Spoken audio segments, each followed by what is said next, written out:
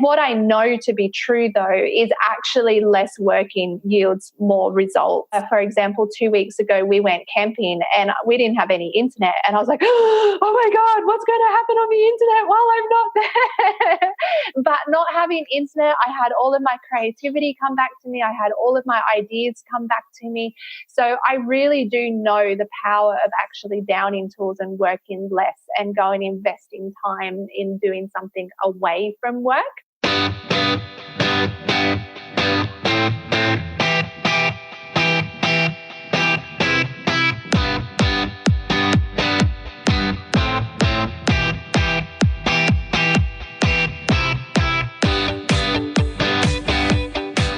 Welcome to a very special edition of the Biz Women Rock podcast. I'm your host, Katie Kremitzos. At the time this series is going live, we are in the month of May, which means that we here in the United States are celebrating Mother's Day. And because I want any excuse to be able to celebrate women, I have chosen to take this entire month and celebrate mompreneurs. Mompreneurs, let me just say, I did not know until I became a mom and a business owner what that word even meant, what it entailed, all of the things that make up this really amazing, challenging, life-altering journey that is being a mom and being a business owner. And so I have brought 8 different ladies on the show this month that I'm going to be giving to you 2 shows every single week over the next couple of weeks here during the month of May. And I've brought all these ladies on because they represent to me different aspects of the mompreneur journey. Now, if you're not a mompreneur, if you're not a mom, then I highly encourage you to listen to these shows anyway, because look, let's be honest, just being an entrepreneur in general requires that you do a lot of time management. You are on a journey that is completely not linear. There's a lot of things going on, lots of things changing all the time. It is a constant evolution. And truly, adding the level of mom is just another layer of that. It's an intense layer, but it's just another layer. So I really do believe, after talking to every single one of these women, after having been a mompreneur myself for 2.5 years now, I can attest that the mom journey and the business journey are so parallel. So I guarantee that whether you're a mom or not, you're going to learn so much out of these episodes. I also really just wanted to take this opportunity and have an excuse to shine the light on some really phenomenal women that I know, really incredible moms, really incredible business owners who are just doing some cool stuff. So in some of these interviews, we're going to be talking like straight up strategy, like, wow, that is a really cool YouTube strategy that you use. Like, let's go into that. And in some of these conversations, we're not talking any business strategy, and we're just having a full-on conversation about life and about managing it all and about what it all means and this whole journey. It's an incredibly robust and fulfilling series that I really hope that you enjoy as much as I enjoyed creating it.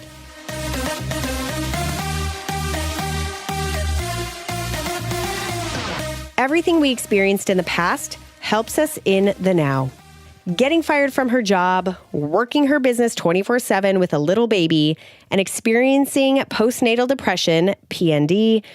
These are the things that Nat Stewart says that helped guide her into a company that she knows to be her purpose.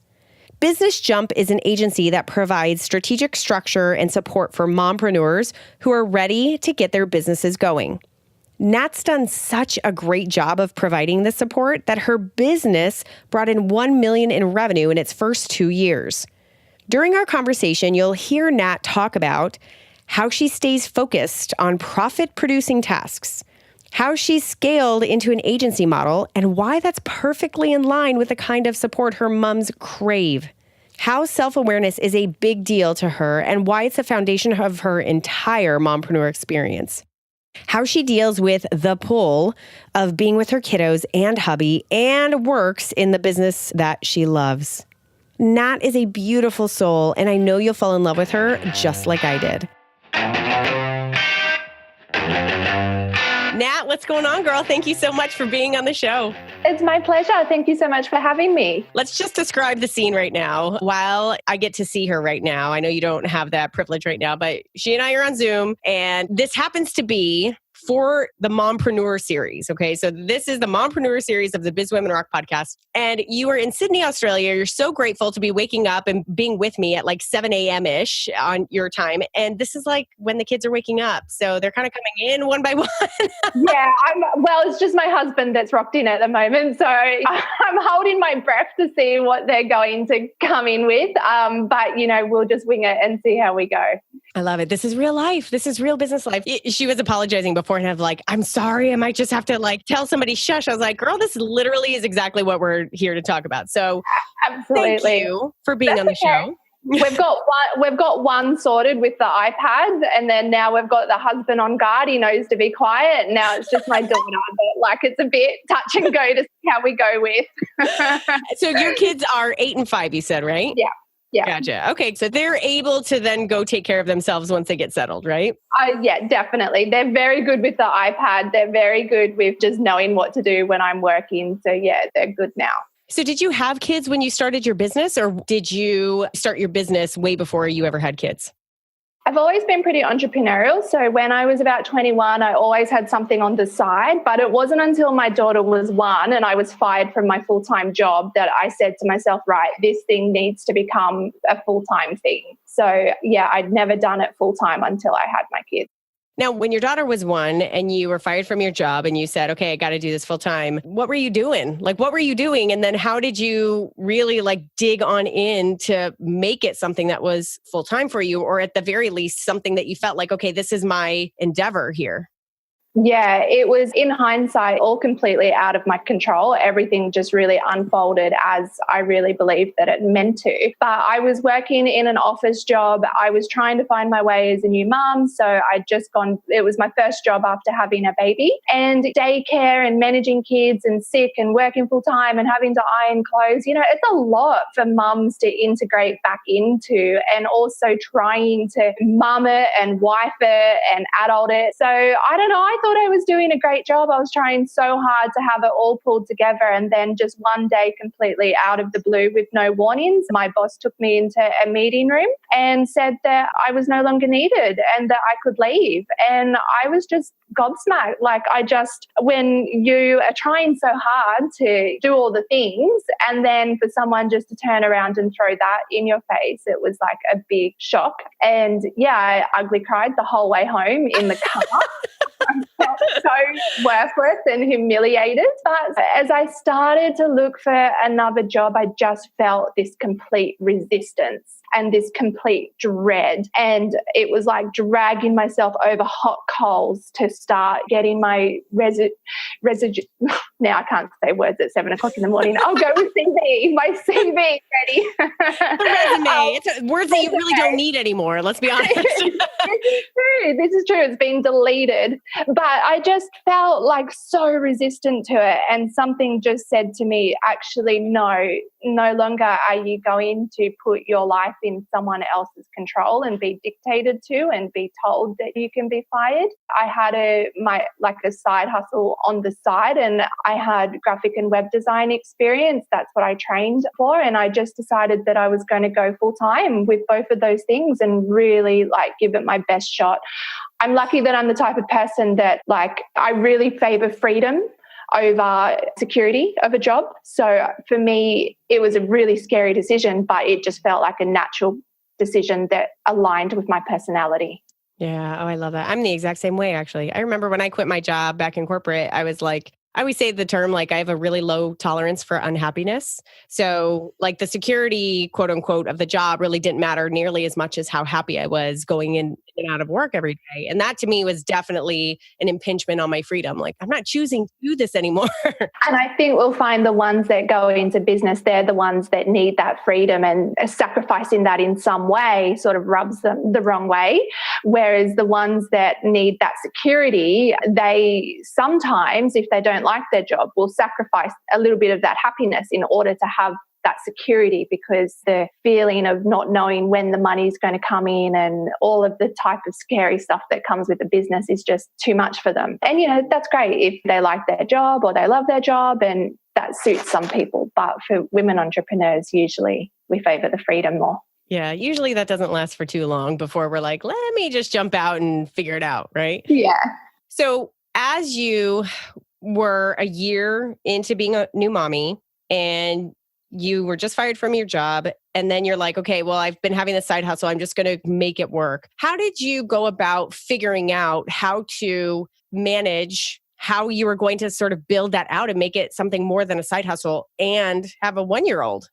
Yeah, I literally just threw myself into it. So I'm not good at planning things out. I'm good at throwing myself into it and working it out as I go. So I didn't have a website. I didn't have any type of plan. I just had my skills. So this was for my freelance graphic and web design. So I literally just started looking for clients to do their website work or their design work before I even had a website of my own. And that was back when, Facebook was a bit wild, wild west. And I just sort of networked on Facebook a lot. And then I had my physical product-based business, and that already had a website and doc and stuff. So I really focused on trying to build that up as well. But yeah, I literally just threw myself into it. I didn't have a big plan, and I just sort of muddled my way through it until I got some type of traction. Now, were you doing this with any childcare at all, or were you doing this in the mornings and nap times and when she went to bed?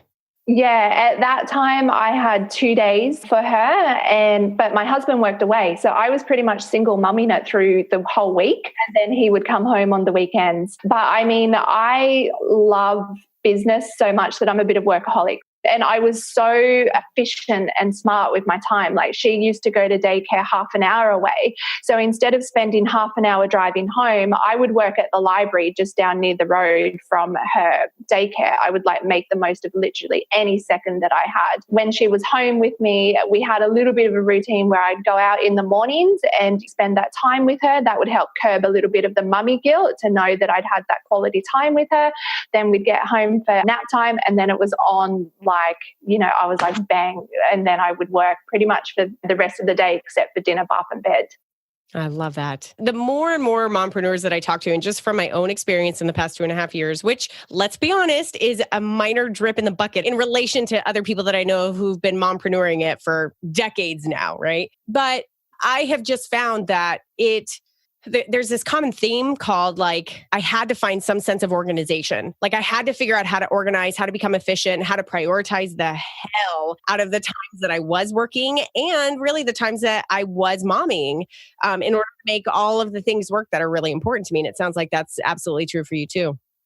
Yeah, definitely. The thing that I didn't realize, though, is that would change and ebb and flow. So sometimes when I think that I just had it sorted, something would change, whether it would be my daughter's sleep patterns or maybe the daycare days, or then my son came along. So usually just as soon as I felt like I found a nice groove, I would enjoy it for a month or two, and then everything would change again and I would have to find a new pattern and a new routine. But I really do think that that's the crux of being able to nail it, is to find out how you can work most efficiently, most smartly, instead of feeling like everything is out of control. I've always got to be thinking, how can I work smarter? Is this the most efficient use of my time? How can I really nail today? Instead of letting the day just sort of suck you in and end up at the end of the day with nothing done.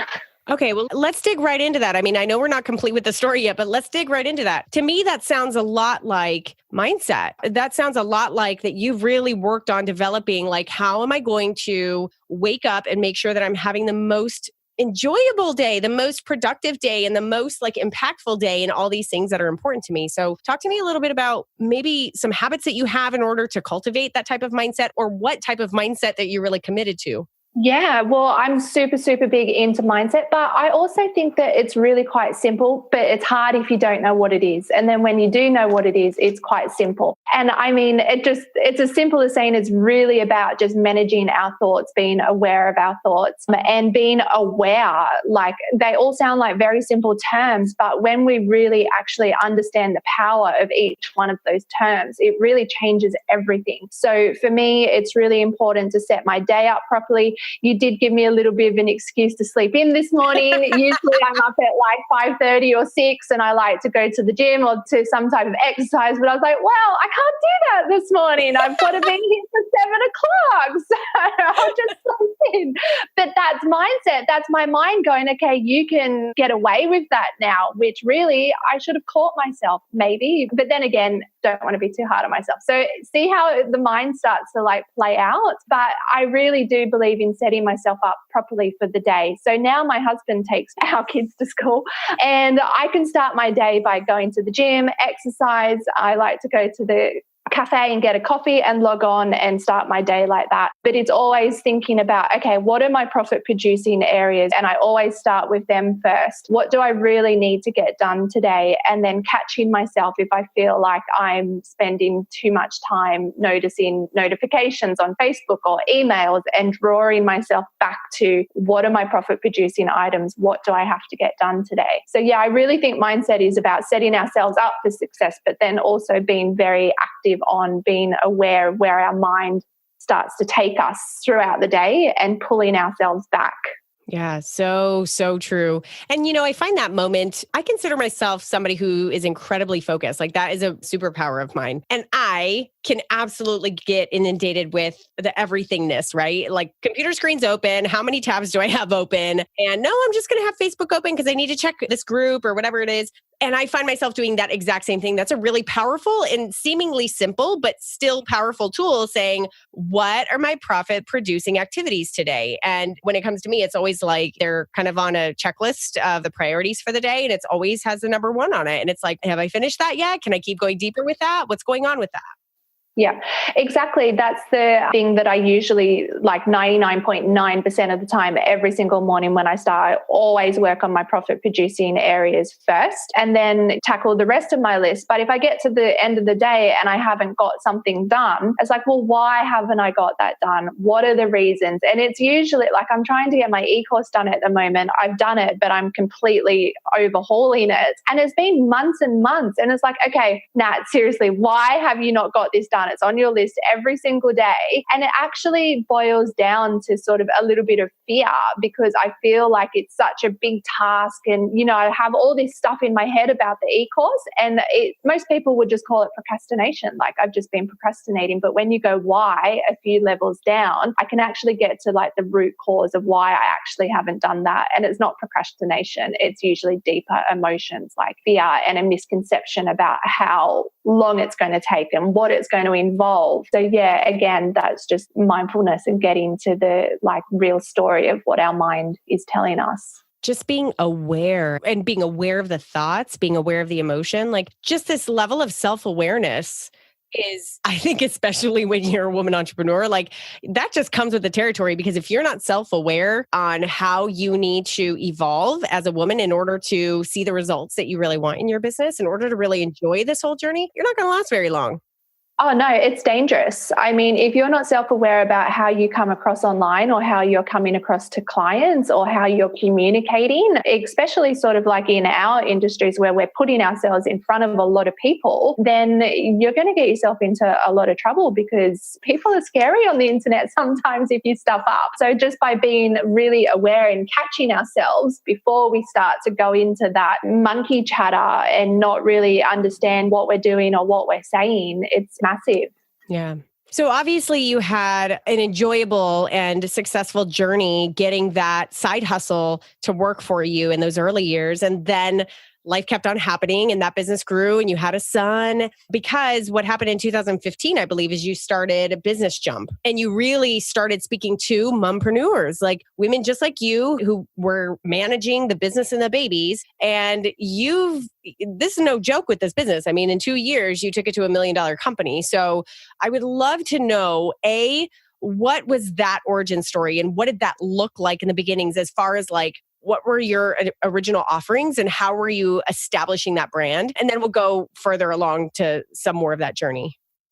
Yeah, well, being fired actually folds into that story. That is very much a part of why my messaging around Business Jump is live life the way that you want and live your best life and freedom and fulfillment and, of course, profit. So that story from being fired folds into it. But what also folds into it was when my son was born. I don't know, he was my second. I should have known better, but I just thought that he would sleep under the table and everything would be awesome and I would continue on with business. he was my second. So as I said, I definitely should have known better, but he had other plans and he didn't sleep properly for 2 years. He was constantly waking up every sort of 20 minutes, every half an hour. And by around the 5th or the 6th month, it just completely destroyed me. Everything went black for quite a while with P&D. And when I started to recover from that, again, I realized that I was unfulfilled with my businesses. Whilst they were successful on paper, they weren't giving me the life that I wanted. I was working 24/7. I was tired. I was exhausted. I was not working that smart by that time because P&D just sort of tends to send you on a downward spiral. But I didn't really have any freedom or fulfillment. So I sold my product-based business and wound down my freelance business. And again, that experience really just made me very open and aware about what type of life that I wanted to live. And I realized that I was no longer willing to sacrifice my sleep or my happiness for a business. And Business Jump is really just the crossroads of that previous experience and realizations. I had the knowledge to build Business Jump. I had the experience of selling businesses, but I mean, we can clarify that bit in a little bit. And it just so organically happened. And it was one thing that I didn't necessarily plan. I sold my physical product-based business and I thought, you know what, like I'm a website and graphic designer. I can create a website so easily and I'm very, very creative and I always have thousands of business ideas coming to me. So why don't I just like set another one up and sell it before it sort of started trading? And again, I didn't have a website. I didn't have any plan. I literally just thought I would just give it a go. And yeah, someone came along and I was able to nurture her into that business and then did it again and then got a team to start doing it for me. And there we are. Here we are. Got it. In those, especially the initial phases of Business Jump, when you were just like, what I'm going to call like kind of getting set with what that exact offering is, or just like clarifying it, even though you had this idea in your head of what it was, like that's kind of where the rubber meets the road, right? Like, okay, I'm putting this stuff into practice and it's actually coming. Did you have some sense of like, here's where I want this business to go? Or was it literally just like, I'm going to just take this one step at a time and see what happens? Yeah, it was literally, I'm just going to take it one step at a time. I had no idea that it was going to lead me to my purpose. I had no idea that it was going to be so fulfilling. When I did start Business Jump at the time, it was really just setting up a business and selling it because that was leveraging off my experience. About 6 months in, it was all starting to come to me as I was going. And this is why I'm a big advocate of just sometimes getting started. I know there's a lot of people that feel like they need to have the answers and they don't want to start anything until they've got it mapped out. But I'm the opposite. And I see a lot of people that are the opposite as well. So for me, Business Jump was literally an evolution of things coming to me as I took those steps of action forward. I realized that my story and being fired and P&D could be woven into Business Jump because it's not just a business. I realized that for me, because I set Business Jump up really, really smartly and really efficiently, and I'd really learned all of those things matter, it then became about working smarter, not harder, so that you can live the life that you want. So your business can be the vehicle to get you to where you want to go, just like my businesses had all played a part in getting me to where I wanted to go. And then Business Jump really created the life that I wanted to live. And then I really wanted to share that and help other people achieve that as well, because it became so fulfilling to me that I just wanted to continue giving and serving that to other people so they could have the same thing as well. And that's really how it just evolved. I was like, well, I've got it now. I want to be able to help other people have it as well. And I just honestly believe that being fired and P&D, it was all instrumental. It was all there to give me a story to be able to come to the realization of how I could use it within Business Jump. But I get a lot of people that come to me and they're like, I have no idea what type of business to start. I have no idea about what I'm passionate about. I had no idea that I was passionate about Business Jump. But as I said, 6 months in, I went, holy crap, this is my purpose. This is what I've been waiting to do my whole life. You know, Elizabeth Gilbert, the author of Eat, Pray, Love, she has a book called, I've talked about this before, she has a book called Big Magic, and it's all about creativity and the process. It's a beautiful book. And one of the many concepts that she talks about in there is called follow your curiosity. So instead of getting so weighed down by the intense pressure of needing to quote unquote follow your passion, she's like, follow your curiosity and maybe it ends up evolving into a passion. And you would never know until you actually chose to walk down that path. Yeah. Yeah. I mean, I was speaking to someone yesterday about potentially working with us, and she was like, I'm so excited. This feels great, but I'm really, really scared. But I feel like I've got a fire in my belly now after talking to you. And I was like, the fire in the belly is what you want to follow. Like, listen to that, because fear and overwhelm and confusion is such a large part in business that it tends to like block us a little bit. So the follow your curiosity is, I love that. It's very true. So explain to me a little bit about, if you could give us a snapshot of your business model now, because I would love to give all of the listeners a real good idea of like what it looks like in reality, this whole like, hey, I'm living my purpose. This is great. I'm sharing it. Like, what does that actually look like as a business model for you? So Business Jump is traditionally a service-based business model, but I would like to call it more of a hybrid service-based business, which means I've automated and outsourced the crap out of it to be able to have the freedom in my life. So again, it's just gotten really smart behind the scenes. But what it also means is it allows me to position myself to doing the parts in the business that I really love, which is growth strategy, but talking to people as well. So if someone comes on to work with us, what we will generally do is help them come up with a business idea, or we'll help them validate their business ideas. We help them monetize it, and then we will create everything for them. So their logos, their website, everything that they need to launch. They also get access to my e-course, which gives them the strategy that I've tried and tested myself to grow their business. And they also get support or continued support in our exclusive Facebook group as well. So a lot of people will go, okay, well, those tangible items, they're great. But to be honest with you, where the real value comes is having someone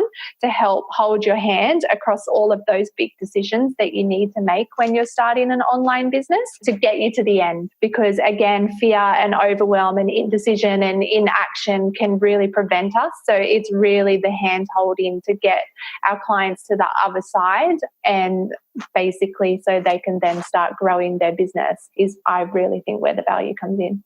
Now, what is your role in that whole process? Are you meeting with every single client, or are you doing that and training other folks to also be meeting with other clients? Like, what is your role in that whole process? Yeah, I do all of I don't like using the word sales because I don't really subscribe to selling.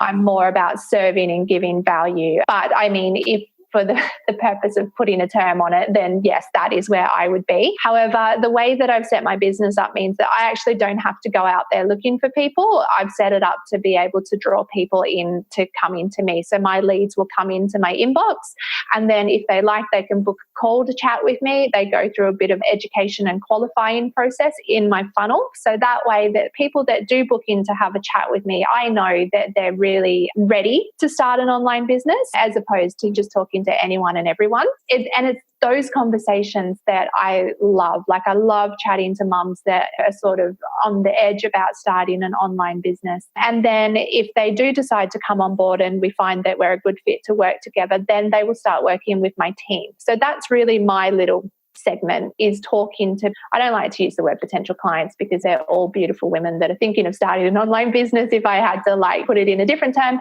But yeah, talking to potential clients, and then my systems and my automation and then my outsourcing look after the rest of the workflow. And then that means I can then reposition myself into driving the business forward and supporting our community in the Facebook group as well.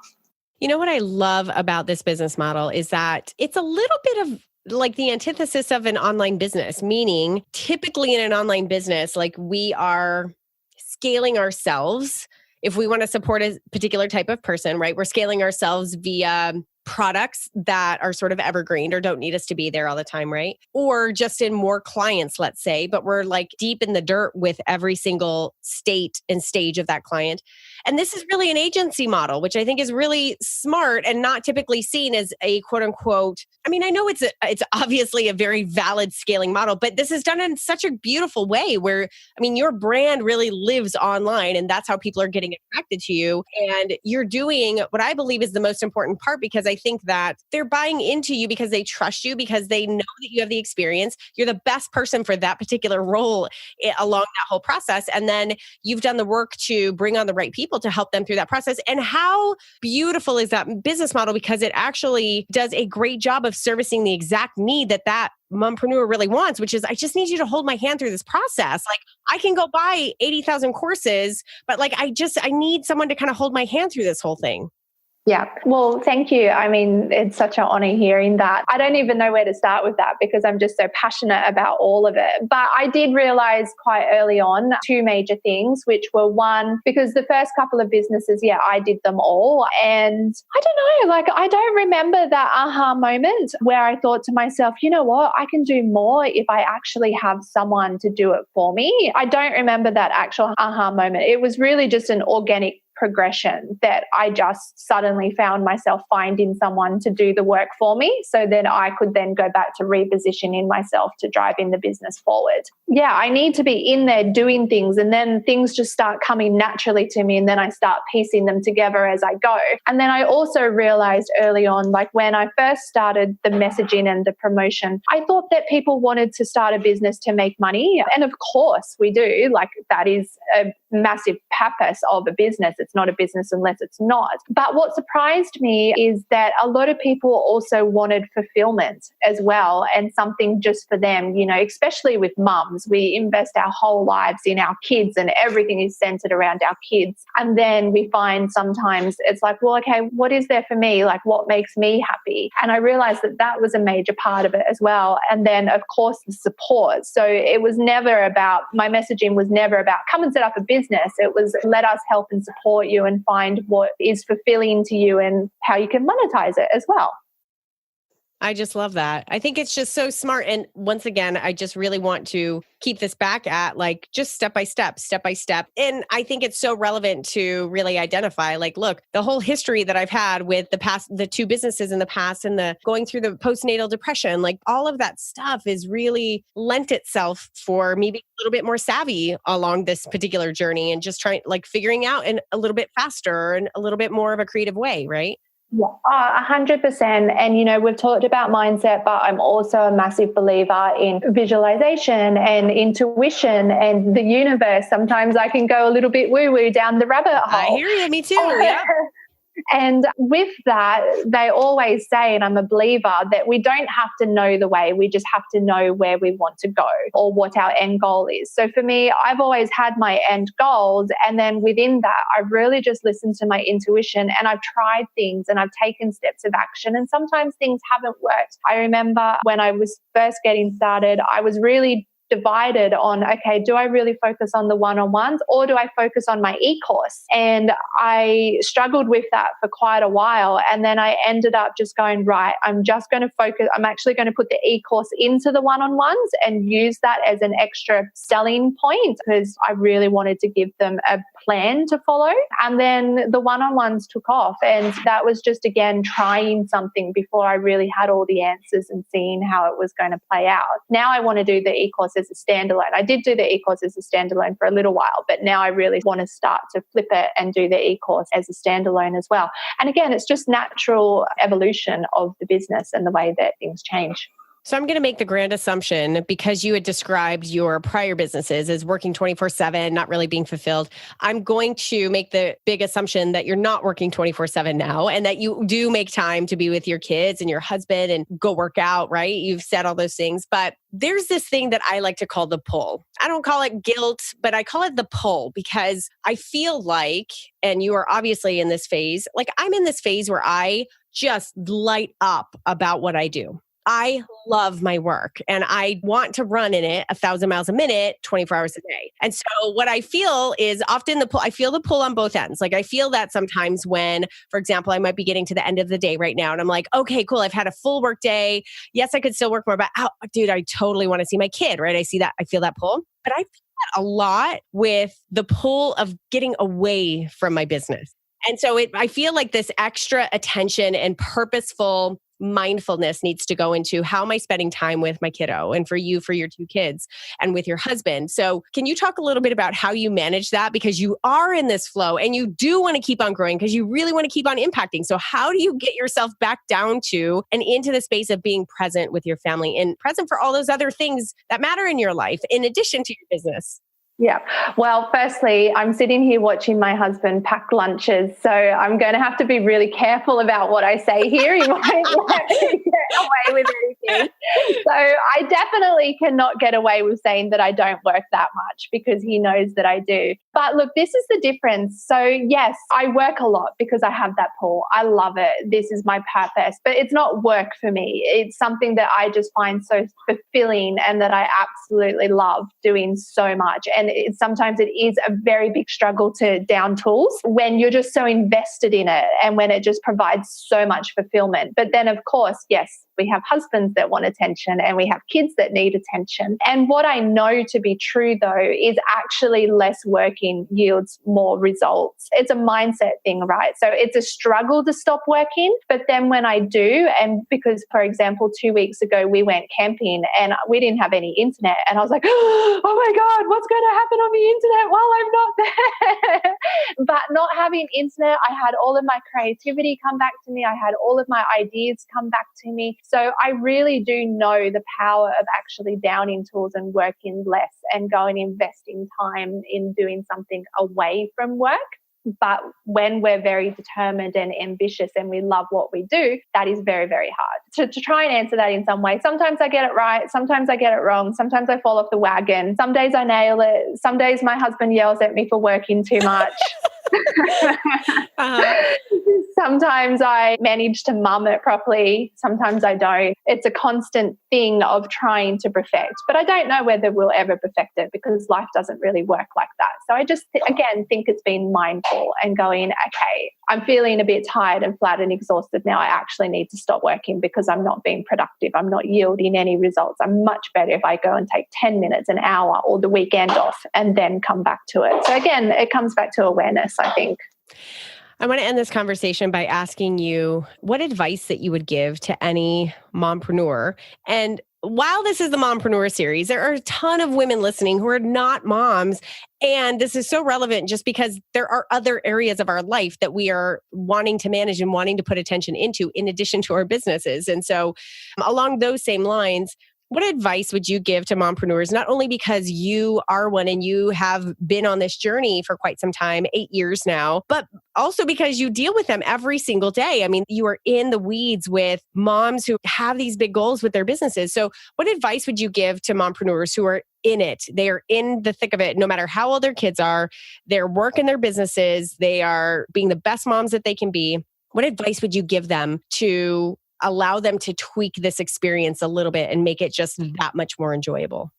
Yeah, well, the thing that I see a lot out there is a lot of fear, overwhelm, and confusion. So we get worried about doing things. We get worried that we can't work it out, or that we're not smart enough, or that our business is going to fail, or we're struggling to make sales. So I would definitely say that I don't think you need to be the sorry, husband just interrupted me, trying to get me to open a bottle. Don't you have the muscles? I don't have the muscles. So, sorry, I don't think that you need to be like the fastest, the prettiest, the smartest in order to be successful. I think you just need to be the last man standing, because we all fall down. We all have failures. We all struggle. But it's the ones that go, okay, how can I do it better now? It's the ones that rise from the ashes and they look at what they have just been through and they're like, how can I do better? How can I work more efficiently? How can I overcome that? And they're the ones that continue to grow and grow and grow. Whereas I feel a lot of people, they just fall down and they think, oh, well, I'm shit, I can't do it now. And I am not the smartest person out there either. I'm just the last man standing, I believe. So that's why I really feel that it's just about a constant evolution and being aware and getting back up after we fall down. Because within my story, I've fallen down lots. I've failed lots and I've made loads of mistakes, but each time, like, I pull myself back up and I'm like, all right, Nat, let's go back out there again and do it. So yeah, last man standing for sure. I love that. And it all seems to make sense if we stand in a moment and look backwards at all those dots that were connected, right? Like, it all starts to make sense. And it's just, I totally agree with you on that. And I'm such of the same belief system. Nat, thank you so much for sharing your time. Thank you so much for being here with me in the early morning craziness of getting the kids ready for school and out the door. I really appreciate it. And I'm so excited to share this interview with everyone. It was my absolute pleasure. I feel like I could have kept on talking to you for hours. So I'm really, really grateful for the opportunity. Thank you so much. Some of my coaching clients come to me because they are so incredibly determined to get to that next phase of their business, and they just need some help doing it. Some of my clients come to me because they are so overwhelmed and in the throes of chaos, and they come to me for focus and clarity and intentional strategies.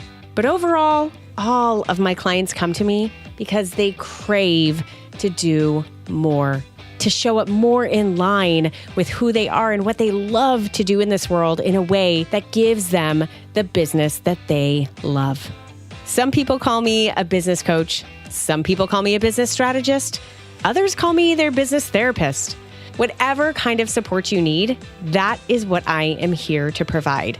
If you are ready to get your business to the next phase that you know you are ready for, or you are so done with all of that chaos and overwhelm and you're ready to make some serious moves and push through that chaos, then let's chat. Right now, I have 3 spots open for private clients. And if you are ready for the clarity and the results and ultimately the joy that comes along with the customized support, then working privately with me might be exactly what you need.